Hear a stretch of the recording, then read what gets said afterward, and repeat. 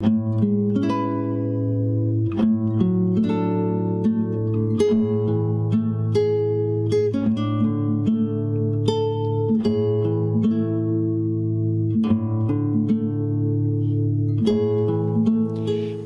now, it's time for DJ Rocky's Secret Files.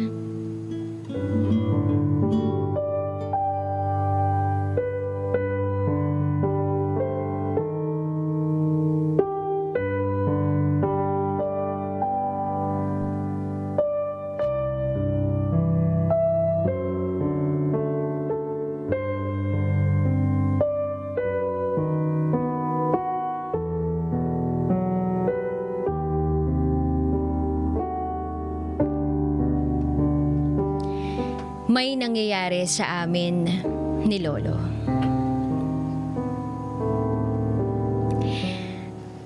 Matagal kong pinag-isipan kung ibabahagi ko ang kwento ko. Secret listener ako ng Secret File.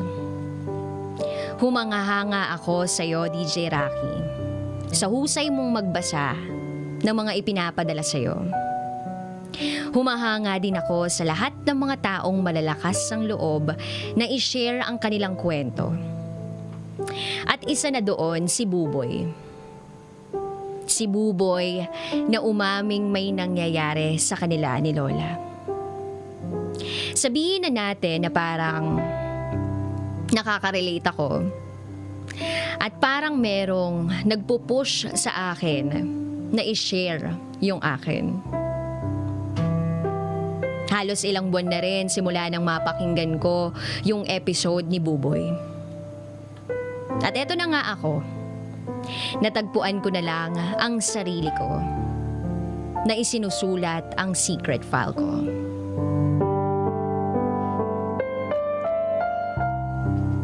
Itago niyo ako sa pangalang Catherine. Hindi kami mayaman. Wala na akong tatay. Sumama na sa kabit niya. Only child ako. Si mama na lang ang kasakasama ko simula nang umalis si papa. Kaya lang, taong 2013, nang ibang bansa si mama. At hindi na siya umuwi pa. Mas pinili niya na magkaroon ng bagong pamilya sa Japan. Malaki daw ang kita doon. At dahil gusto niya akong mapag-aral, tinuloy-tuloy niya. 13 years old pa lang ako noon. Naiwan ako dito sa Pilipinas. Lumipas pa ang taon, mas lalong lumalaki na ang gastos sa akin ni mama. Gusto kasi ni mama na sa private school ako ipasok. Para saan pa daw at kumikita siya. Napapadalhan naman niya ako hanggang sa lumipas ang mga ilang taon. Nagkukulang na ang mga ipinapadala niya. Hindi pa rin siya umuwi sa Pilipinas. Hanggang sa inamin na niya sa akin na meron na siyang bagong pamilya. At meron na siyang anak. Minsan, sumagi sa isip ko na magalit sa mama ko kasi pinili niyang mangibang bansa kesa sa makasama ako. Pero na-realize ko rin na kung hindi siya nakapangibang bansa, hindi ako makakapag-college. At hindi siya magiging masaya. Masaya na ako na masaya ang mama ko. At simula nung iniwan kami ni Papa, umalis si Mama dito sa bansa, nakitira ako sa tita ko, kapatid ni Mama. Yung tita kong yun, mas piniling maging single. At parang ako na yung anak-anakan niya. Madiskarte yun. Tapos minsan, medyo marupok lang sa mga boyfriend-boyfriend. Pero, oks pa rin. By the way, nag-aaral pa rin ako hanggang ngayon. Hindi ko na babanggitin kung saang school ako nag-aaral. at kung ano ang kursong pinili ko. Isang araw, kinakailangan ko na talaga ng pera kasi meron kaming school project. At dahil hindi pa nakakapagpadala ang mama ko, short ako, broke ako, kakailanganin ko ng 3,000 pesos. Yun ang tansya ko sa lahat ng gagastusin ko. Kailangan, Lunes meron na ako. Sakto na lang yung allowance ko na 500 pesos bago magpadala uli si mama ng pera. At ayaw ko namang manghingi sa tita ko kasi malaki na yung naitulong niya sa akin. Minsan pinapa-extra niya ako sa salon niya. Ako minsan yung kahera o kaya yung taga-wash ng hair. Tapos sa isang araw na yun, minsan may 300 pesos ako, minsan may 500. Depende sa mood ng tita ko. So Friday ng gabi, pinag-iisipan ko kung paano ako kikita ng pera. Ang naisip ko, pupunta ako ng Divisoria. Bibili ako ng paninda na pwedeng ibenta doon sa customer sa salon ng tita ko. Sakto kasi noon, walang pasok Sabado, jam-pack, maraming customer. Nang paalis na ako sa bahay, bigla akong tinawag ni tita. At ang sabi niya, magbantay muna daw ako ng salon. Ako muna daw ang magkahera kasi aalis siya papuntang Batangas. Sabi ko, okay po. Sa isip-isip ko, sige, Sunday na lang ako bibili ng mga paninda. Kaya naman Sabado, ako ang nagbukas ng salon ni tita. Bagong ligo ako at nakaayos. Nagkilay ako, naglip tint at nag-cheek tint. Actually, pag tinitingnan ko yung mukha sa salamin, well, parang kahawig ko nga si Catherine Bernardo. Lamang lang siya sa ilong. Bakit ako nakaayos? Kasi ayaw ni tita na tsaka ako na pumapasok sa salon niya kahit malapit lang sa amin. 10:00 pa lang ng umaga, blockbuster na yung salon ni tita. May mga nagpapagupit, nagpapa-Brazilian, manicure at pedicure. Tapos, maya-maya pa, merong pumaradang sasakyan sa harap ng salon. At bumukas ang pinto ng salon. Isang matandang lalaki ang pumasok sa loob ng salon. Amoy na amoy ko yung pabango niya. Matapang, pero nakakakiliti sa ilong. Pero, fresh yung amoy. Napadouble look pa nga ako dun sa matandang lalaking yun eh. Nakasuot siya ng polo shirt, pantalon, naka-shades, at nakita ko, may relong mamahalin. By the way, alam ko kung paano tumingin ng mga mamahaling relo at alahas. Tinuruan kasi ako ni tita. At kung tutuusin, pwedeng pumasang artista si Kiakya. Pang-action star. Lumapit siya sa akin. Tinanggal niya yung shades niya at nagtanong sa akin kung pwede ba daw siyang magpagupit. Sabi ko, sure po. Upo lang po kayo sa waiting area. Ano pong pangalan nila, sir? Ponce, sagot niya. First time customer po, sir? Tanong ko sa kanya. Yes, matipid na sagot niya. Tumingin-tingin lang siya sa paligid. Well, sa palagay ko naman, wala siyang masasabi na pangit sa salon ng tita ko. Kasi maganda naman talaga dito sa salon. Bagong renovate pa kami, kaya malinis, mabango, at pinupuntahan talaga ng mga customers.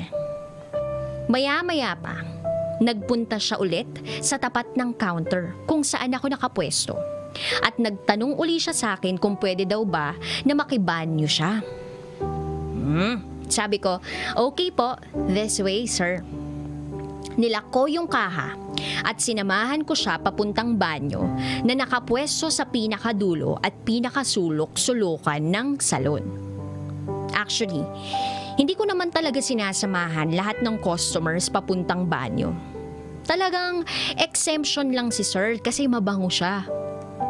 So, ayun na, nakarating na kami sa banyo. Pumasok na siya sa loob at ako waiting lang sa labas. At habang nag-aantay ako kay sir, may nakita akong ipis na naglalakad sa tapat ng banyo. Buti na lang, at sa tapat ng banyo ay may nakita akong walis tambo. Kaya kinuha ko ito at inihampas sa walang yang ipis na nagpapadumi sa napakagandang salon ng tita ko. Napatay ko ang ipis, pero patay din ako. Sa hindi inaasahang pagkakataon, sa sobrang lakas ng pagkakahampas ko sa ipis ng walis tambo, ay bumukas ang pintuan ng banyo. Tumambad sa akin si sir. Nabukas ang zipper at nagpapagpag pa lamang ng kanyang, alam nyo na yon. Naiinis ako sa sarili ko kasi hindi ko naman sinasadya na mapatingin sa pinapagpag niya ng derechahan. Nilunok ko lahat ng laway na meron ako sa araw na yon. OMG! Pwede na ba akong kainin ng lupa sa isip-isip ko? Sorry sir, ako. Ramdam na ramdam ko yung pagkakapahiya ko. Ramdam ko na umakyat lahat ng dugo ko sa ulo ko. Ang init ng pakiramdam ko. Pero, ang pinagtataka ko, bakit parang wala lang kay sir? Hinawakan ko yung doorknob at sinarado ko uli yung pinto. Winilis ang ipis at itinapon sa basurahan. Tumakbo ako papuntang counter. Iniwan ko na si sir sa pinto, sa banyo. Feeling ko naman, alam niya na kung paano bumalik doon sa mismong counter. Matanda na siya. Pagbalik ko sa counter, nagsalamin ako. Kitang-kita ko kung gaano kapula ang mukha ko. Lumapit sa akin si sir at nagtanong sa akin, what time ako, miss? Hindi ako makatingin ng derechahan. Buti na lang, saved by the bell. Dahil yung isang hairstylist ang sabi, sir, dito na po kayo sa akin. Ayan sir, it's your turn. Sabi ko kay sir. Nginitian ako ni sir na parang merong laman. Na para bang nagsasabing, nakita mo yung ano ko, no? Ay, nakahinga naman ako at least kahit papano. Pero grabe, hindi ko talaga kinaya yun. After 15 minutes, tapos nang magupitan si sir. 59 pesos lang yung haircut sa amin. Tapos, nagulat ako nang mag-abot siya sa akin ng 500 pesos. At ang sabi ni sir, keep the change. Just give the 100 to that guy.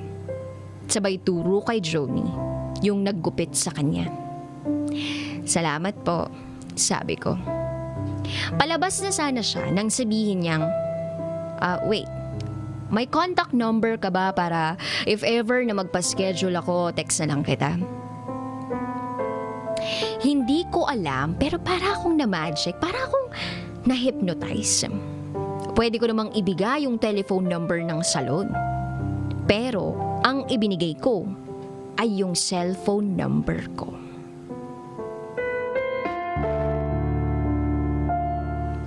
Closing na kami ng 9 p.m. nang biglang may nag-text sa akin. Aba, yung customer pala kanina. si Sir Ponce. Ang sabi niya, dadaan uli siya sa salon dahil may naiwan siya. Naiwan niya yung shades niya. Kaya lang nung nag-text siya, nasa labas na ako ng salon. Maglalak na. Nang biglang tumambad sa akin ang sasakyang napakagara. Ay, eto na yung sasakyan ni Sir Ponce. Nag-hazard siya sa kalsada sa harap ng salon. If I'm not mistaken, siya mismo rin ang nagdadrive. Kaya ang ginawa ko, no choice. Binuksan ko uli yung salon. Ako na lang ang naiwan kasi may mga gala pa yung mga bakla. Pinark niya na lang yung sasakyan niya sa harap mismo ng salon. Lumabas siya ng sasakyan at tinulungan ako na magbukas uli ng salon. Naitabi ko naman yung shades niya sa may counter. Sabi ko, ako na lang ang papasok sa loob. Pumasok ako at lumabas. Iniabot ko sa kanya ang shades. At nung inabot ko sa kanya yung shades, nagdikit ang mga kamay namin. Nakaramdam ako ng vibrations. Ilang saglit pa, nagtanong siya sa akin kung gusto ko daw bang magmerienda ng gabi. At dahil iniisip ko na hindi pa dumarating si tita at wala naman akong kasama sa bahay, umuo ako sa kanya. Ang sabi ko, sige po, dyan na lang po sa may lumihan. Sabay turo sa lumihan sa may kabilang kanto na matatanaw mula sa kinatatayuan namin. Ayaw ko kasing sumakay sa sasakyan niya. Tsaka, unang araw pa lang namin magkita tapos sasakay na uli agad ako sa sasakyan niya. Kaya ang ginawa niya, hinayaan niya lang yung sasakyan sa harap ng salon at sinamahan niya akong maglakad papunta sa lumihan. Sa pagtawid namin ng kalsada, siya ang mas nauuna. Inaalalayan niya ako. Hinahawakan niya pa ako sa bewang ko. Sa isip-isip ko na lang, aba, ang gentleman naman sir. Nang makarating na kami, nakaupo na sa lumihan, naka-order na. Nag-order ako ng favorite kong tokwat baboy. Siya naman umorder ng lomi. Medyo tahimik, parang ang awkward na. Hanggang siya na mismo ang bumasag ng katahimikan. Ano nang ang pangalan mo, miss? Catherine po, sagot ko. Kamukha ko po kasi siya eh. Dagdag ko pa. Catherine? Yan ba yung love team nung anak ni Romel Padilla? Mas maganda ka pa dun eh. Natawa ako sa sinabi niya. At sumagot ako ng, sabi nga po nila, mas maganda nga daw po ako doon. Lamang lang si Catherine ng tangos ng ilong eh. Tawanan kami. Hindi, tama lang yung iyo. Maganda ka and very charming, sabi ni sir. Actually, medyo kinilig ako sa pagkakataong yun. At hindi ko na mapigilang tanungin kay sir. Kaya naman, sa wakas, nagkaroon na ako ng lakas ng loob. Natanungin sa kanya ang bagay na nasa isipan ko. Ilang taon na po kayo, sir? Tanong ko. Honestly, I'm 69 years old. Sagot niya. Napawawa ko. Di nga po. 69? Mukha lang po kayong 68. Ay, biro lang po. Mukha po talaga kayong 40s lang. Nasa 40s. Sabi ko. Nagkwentuhan kami ng gabing yun. Hindi ko alam kung bakit ang gaan-gaan ng pakiramdam ko kay sir. Naikwento ko yung buhay ko at sinabi ko na kinakailangan ko na ng 3,000 pesos para sa school project ko. Pagkatapos namin kumain at magkwentuhan, inilabas niya yung wallet niya. Actually, ipinasok niya uli sa bulsa niya yung wallet niya. Tas may kinapa siya sa bulsa niya sa pantalon niya. At At nagulat ako sa kapal ng tig-1,000 hawak niya. Kumuha siya ng 3,000 at ibinigay sa akin. Nag-abot siya ng 200 sa tindera para sa kinain namin. Sabi ko, "Ay, hati po tayo, sir." "Tsaka para saan po tong 3,000? "Ay, nako, hindi ko po kayang tanggapin yan." At ang sagot niya sa akin, "This is for your school project. You pay me when you're able. Kailangan mo yan for your school project. Maybe I'm your angel sent from up above." Hindi ko alam kung tatanggapin ko talaga. Nagtatalo ang isip ko kung tatanggapin ko yung 3,000 pesos na yun. Pero nahihiyaman ako. Tinanggap ko na lang. At ang sabi ko, "Promise, sir, babayaran po kita kapag nakabenta na po ako ng mga bibilhin kong items sa Divisoria. Promise ko po yan, sir. Promise po." Tapos sabi niya, "Teka, pwede bang wag mo na akong tawaging sir? At wag ka na ring magpo sa akin. Ponce na lang ang itawag mo sa akin. Masyado namang nakatatanda yung tawag mo sa aking sir at po. Akala ko ba mukha lang akong 40 years old? Hindi naman ako mukhang lolo, hindi ba?" At sumagot naman ako ng, "Ay, hindi po no, sir. Ay, hindi no." Sa totoo lang, hindi talaga siya mukhang 69 years old. Promise. Nakauwi na ako sa amin ng 12:00 na. Ganun kami katagal nagkwentuhan. Inihatid ako ni Ponce sa bahay ni tita na malapit lang din sa salon pero ilang kanto pa ang layo. Kaya napilitan akong sumakay sa sasakyan niya. At habang naglilinis ako ng katawan, nag-flashback sa akin yung nakita ko nung nagbanyo si Ponce. In fairness parang kung tatakpan mo yung mukha niya, pwedeng lumaban yung armas niya ng pang 30 years old. Bakit ko alam? Nagkaroon na kasi ako ng ex na nasa late 20s or early 30s. Nung 16 pa lang ako, hindi ko maikakaila na, alam nyo na, eksperyensyado na ako. Yung isang ex ko, professor sa ibang eskwelahan. Nataon na bumisita yun sa school namin at nagustuhan ako. Pero nagustuhan ko naman siya. Kaya lang, iwalay kasi ayoko ng issue sa school. Lalo na para sa side niya kasi hindi na kami nagtuloy-tuloy. Mabilis lang yung naging relasyon namin, mga 6 na buwan lang. Tsaka sabi ko, bata pa ako. At ang dami ko pang gustong mangyari sa buhay ko. Natapos ang araw na yun. Kinabukasan, sa school.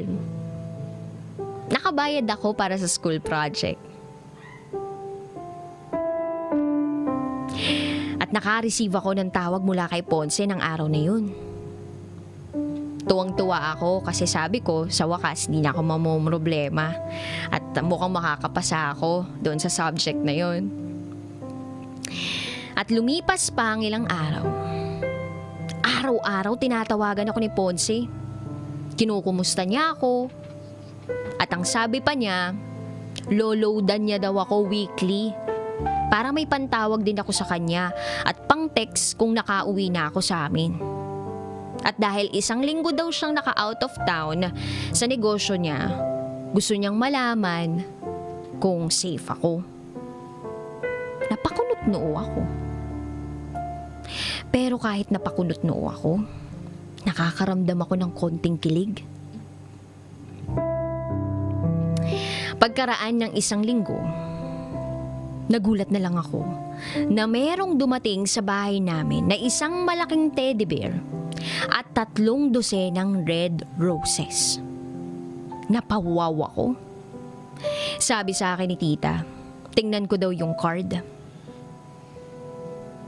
Tinutokso ako at tinanong ako, sino si Ponce Ngumiti lang ako. Kinagabihan, nagkita kami ni Ponce. Nagpasalamat ako sa ibinigay niyang teddy bear at 3 dosenang red roses. Sabi ko, di niya naman kailangan gawin yun. At pagkatapos ng dinner namin sa isang mamahaling restaurant, sa loob ng sasakyan niya, bigla niya akong hinalikan sa noo. Parang nanginig yung buong katawan ko.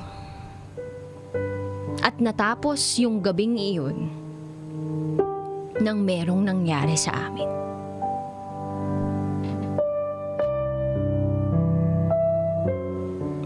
Alam nyo, patuloy na nangyayari sa amin ni Ponce ang ganong bagay.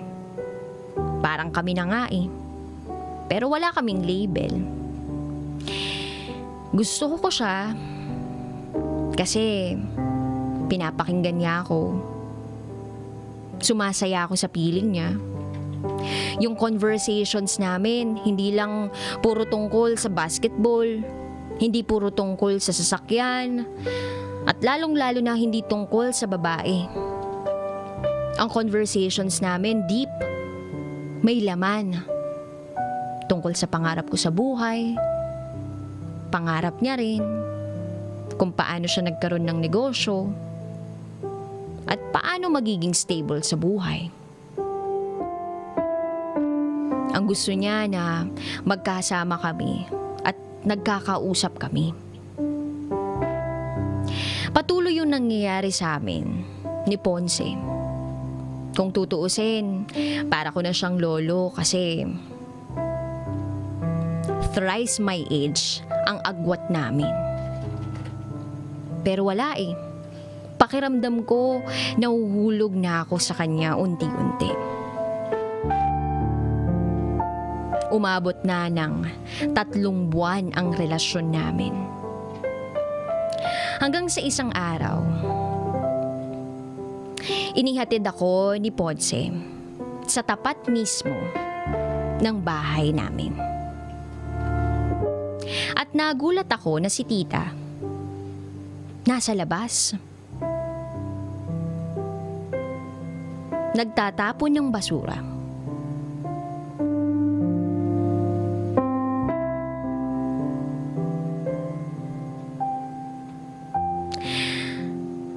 Nagkatinginan silang dalawa ni Ponce. Sabi ko, magkakilala kayo, tita?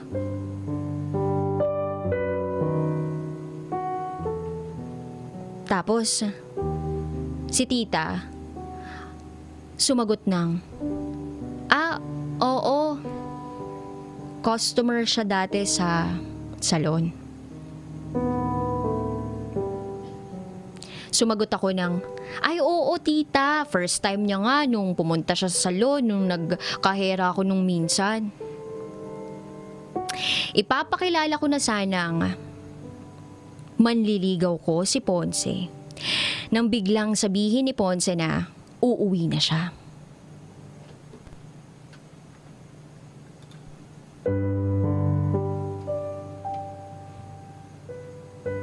Bineso lang ako ni Ponce at sumakay na siya ng sasakyan.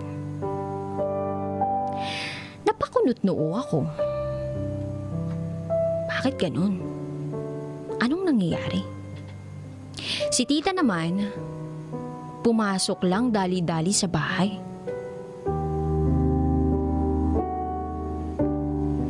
Masaya ako nung araw na yun, pero may gumugulo sa isipan ko. Kaya, hindi ko na maiwasang magtanong kay tita. Tita? Paano niyo po nakilala si Ponce? Talaga bang customer lang siya dun sa salon? At nakita ko yung pagbabago sa itsura ni tita. Ang sabi ni tita, ex niya daw si Ponce. Eto daw yung taong nangako sa kanya na papakasalan siya pero hindi itinuloy. Nasyak ako sa nalaman ko. Parang gustong bumaligtad ng sikmura ko sa lahat ng mga nalaman ko. Ang dami pang kinuwento ni tita. Medyo mangiyak-ngiyak pa nga siyang nagkwento. Pinangakuan daw siya nito na magpapakasal sila. Pero nalaman ni tita na meron na itong pamilya at may mga anak na.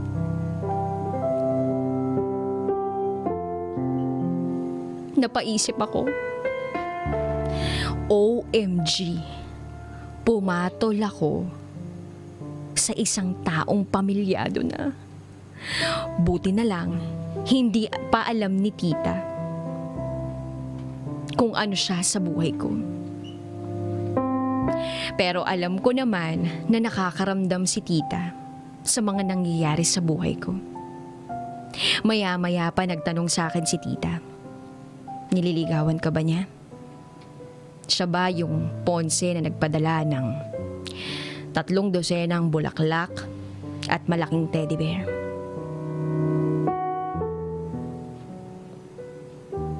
Hindi na ako nakaimik pa. Tumulo na lang ang luha ko. Yumakap ako kay tita at humingi ako ng tawad. Sa ngayon, alam ko na yung sekreto ni Ponce. Hindi niya pa rin inaamin sa akin na meron siyang pamilya. Pero ramdam na ramdam ko sa puso ko na hulog na ako sa kanya. Ano bang gagawin ko? Lalo na ngayon, delayed ako.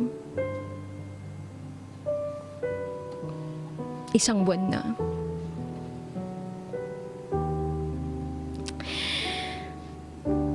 Sana matulungan niyo po ako.